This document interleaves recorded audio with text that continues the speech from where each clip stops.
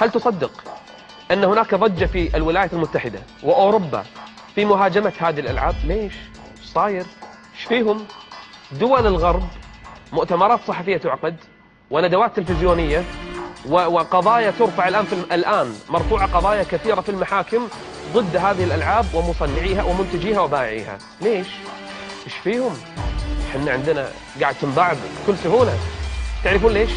لأن الغرب أحس بخطورة هذه الألعاب على أخلاق أولادهم، على أخلاق الجيل اللي هم عايشين فيه، على أخلاق مجتمعهم. هم خايفين على أولادهم، ولهذا هيلاري كلينتون عقدت مؤتمر صحفي كبير وضخم تحارب هذه الألعاب وتدعو لمحاربتها. وهناك معدي لبرامج وبرامج تلفزيونية شهيرة يشاهدها 20-30 مليون إنسان، عقدت حلقات متخصصة لمحاربة هذه الألعاب. ايش صاير؟ ايش فيه الألعاب هذه؟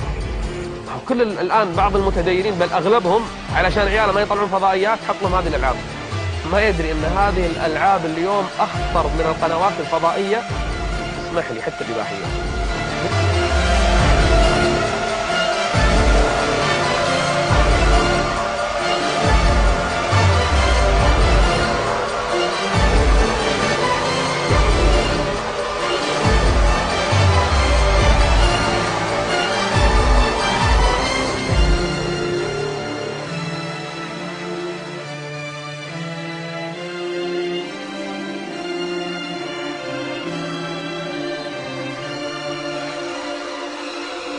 أنا أتكلم عن شنو؟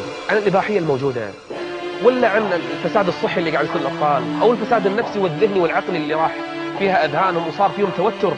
تلقى الطفل بسم الله، ذاك اليوم شفت لي طفل قاعد يصارع نفسه، ما أدري إيش فيه، قاعد يسوي حركات وقاعد صار مثل المجنون.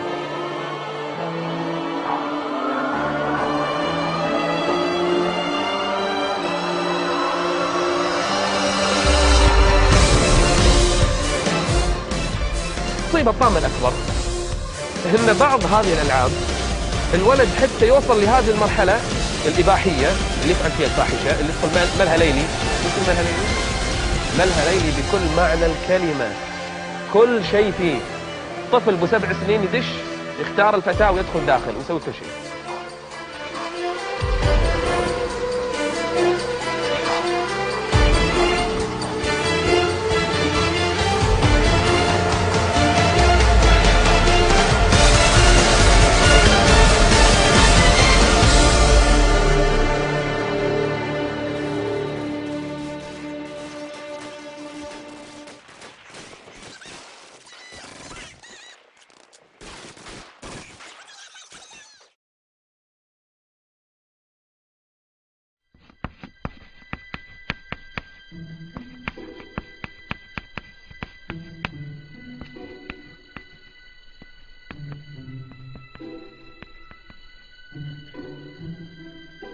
How best to say this? Understand that I'm not the kind of person to sit in front of a microphone and believe that what I think will have any profound meaning to your lives. But you see, although what I have to say may upset a few of you, a few months ago I had one of those life-changing moments that forced me to realize that I've made a lot of stupid mistakes in my life. And you know what they say, make films about what you know. The problem was, why should the thousands of you now watching this believe me when I say that video games were to blame? Understand that I've played video games my entire life, starting with Atari and Nintendo, right up till just a few months ago. Over the years, I could only calculate that I've lost thousands of dollars and tens of thousands of hours of my life to them. But when I considered their effect on my life, I had to face the fact that years of gaming had not made me smarter, and button mashing had not improved my reflexes.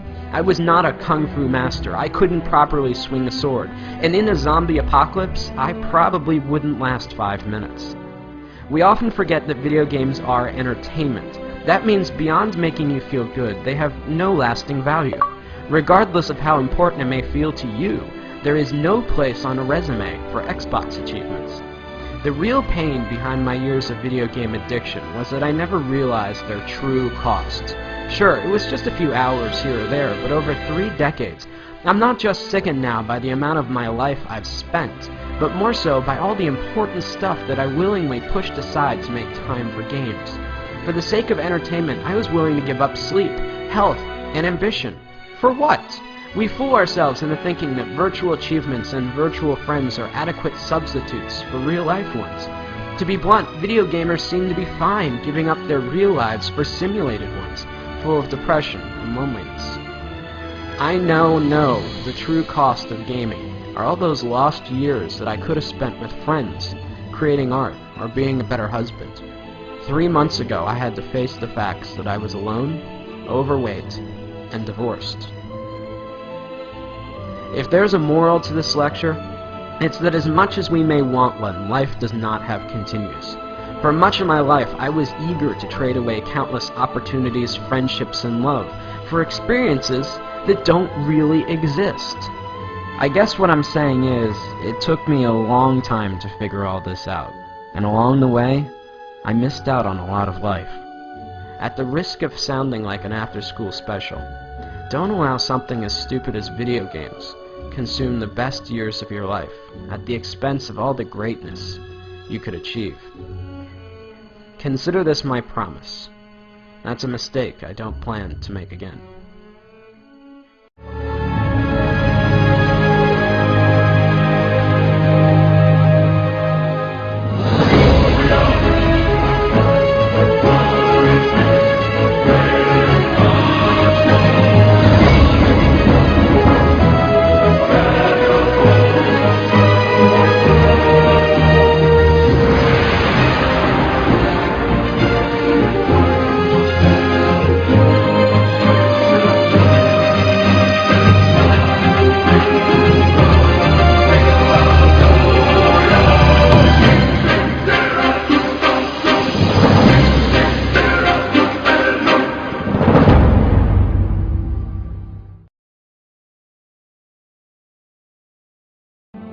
Now, I know a lot of you are going to be angry or confused over the things that I'm saying.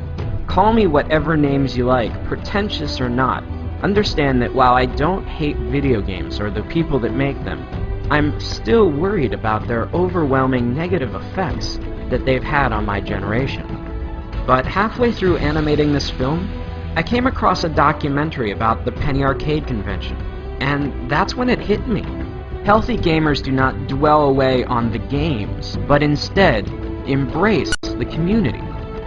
While there may not be value in the games themselves, anything that brings people together and builds communities that embrace who you really are can't be half bad. As I scan through the images of very different people, all united by a common interest, it gives me hope that something good may still come out of all this. We are the first generation forced to find a balance between letting technology improve our lives or risk allowing it to dominate us.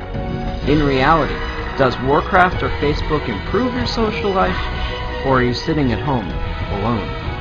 Either way, the only thing I know is that I'll never find out sitting alone in front of my TV, and neither will you.